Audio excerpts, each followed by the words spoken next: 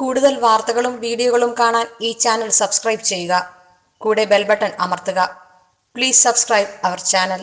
Asia live ടിവിയിലെ feng shui പ്രോഗ്രാമിലേക്ക് ഏവർക്കും സ്വാഗതം. ഇന്നത്തെ നമ്മുടെ ഒരു ടോപ്പിക് എന്ന് പറഞ്ഞാൽ വളരെ രസകരമായിട്ടുള്ളൊരു സംഭവമാണ്. അത് ഞാനതിൻ്റെ ഒരു രീതി പറയാം, എന്നിട്ട് നിങ്ങൾ അത് ഒന്ന് ചെക്ക് ചെയ്ത് നോക്കിക്കോ. നിങ്ങൾക്ക് അങ്ങനെ എന്തെങ്കിലും അനുഭവങ്ങളുണ്ടെങ്കിൽ അതിൻ്റെ റെമഡിയും ഞാൻ തന്നെ പറഞ്ഞു തരാം. അപ്പം ഞാൻ കഴിഞ്ഞ ഒരു 10-15 വർഷങ്ങളായിട്ട് ഇങ്ങനെ പല വീടുകളും സന്ദർശിച്ച് പലരുടെയും അനുഭവങ്ങളിൽ നിന്ന് ഞാൻ മനസ്സിലാക്കിയിട്ട് ഞാനും അത് മനസ്സിലാക്കി എനിക്കും അത് ശരിയാണെന്ന് തോന്നിയിട്ടുള്ളൊരു കാര്യമാണ്. പല ഗുരുക്കന്മാരും എന്നെ അത് പഠിപ്പിച്ചിട്ടുമുണ്ട്. അപ്പോൾ അത് എന്താണെന്ന് വെച്ച് കഴിഞ്ഞാൽ, നമ്മളൊരു വീട് എടുക്കുമ്പോഴത്തേക്ക് വീടിൻ്റെ ബ്രഹ്മസ്ഥാനം എടുത്തിട്ട് ബ്രഹ്മസ്ഥാനത്ത് നിന്നിട്ട് നമ്മൾ പുറത്തോട്ട് നോക്കി നിൽക്കുമ്പോഴത്തേക്ക് വലത് സൈഡിലേക്കാണ് ആ വീടിൻ്റെ ഡോറ് നിൽക്കുന്നതെന്നുണ്ടെങ്കിൽ, അതായത് ബ്രഹ്മസ്ഥാനത്ത് നിന്നും വലത്തോട്ടുള്ള ഭാഗത്തിലേക്കാണ് വീടിന്റെ ഡോർ നിൽക്കുന്നതെന്നുണ്ടെങ്കിൽ, അത് സ്ത്രീകൾക്ക് കൂടുതൽ ആധിപത്യമുള്ളൊരു വീടായി ഞാൻ പല വീടുകളും കണ്ടിട്ടുണ്ട്.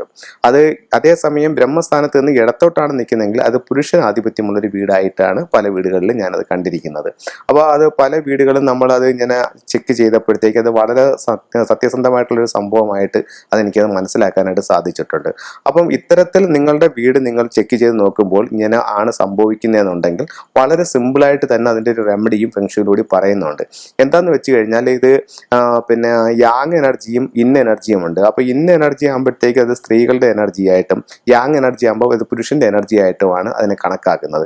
അപ്പോൾ നിങ്ങൾ അങ്ങനെയാണ് ആ ഡോർ നിൽക്കുന്നുണ്ടെങ്കിൽ, ബ്രഹ്മസ്ഥാനത്ത് നിന്നും വലതുവശത്തേക്ക് മാറിയാണ് ആ ഡോർ നിൽക്കുന്നതെന്നുണ്ടെങ്കിൽ, ആ ഭാഗത്ത് നിങ്ങളൊരു ഡ്രാഗന്റെ സ്റ്റാച്യു വാങ്ങിച്ച്, അതിന്റെ ഫോട്ടോയെക്കാട്ടിയും കുറച്ചും കൂടെ എനർജി ഉള്ളത് അതിന്റെ രൂപത്തിന് തന്നെയാണ്. അപ്പോൾ ഡ്രാഗന്റെ ഒരു സ്റ്റാച്യു വാങ്ങിച്ചിട്ട് ആ ഡോറിന് സമീപത്ത് വെക്കുകയാണെന്നുണ്ടെങ്കിൽ, ആ യാങ് ഇൻ എനർജി അവിടെ അധികമായി നിൽക്കുന്നതിനെ കുറച്ചുകൊണ്ട് യാങ് എനർജി കൂട്ടി ആ വീടിന്റെ ബാലൻസിങ് കൺട്രോൾ ചെയ്യാനായിട്ട് ഈ ടൂൾ നിങ്ങളെ വളരെയധികം സഹായിക്കും.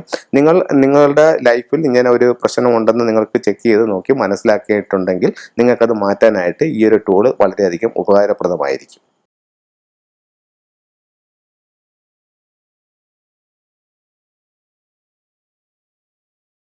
കൂടുതൽ വാർത്തകളും വീഡിയോകളും കാണാൻ ഈ ചാനൽ സബ്സ്ക്രൈബ് ചെയ്യുക. കൂടെ ബെൽ ബട്ടൺ അമർത്തുക. Please subscribe our channel.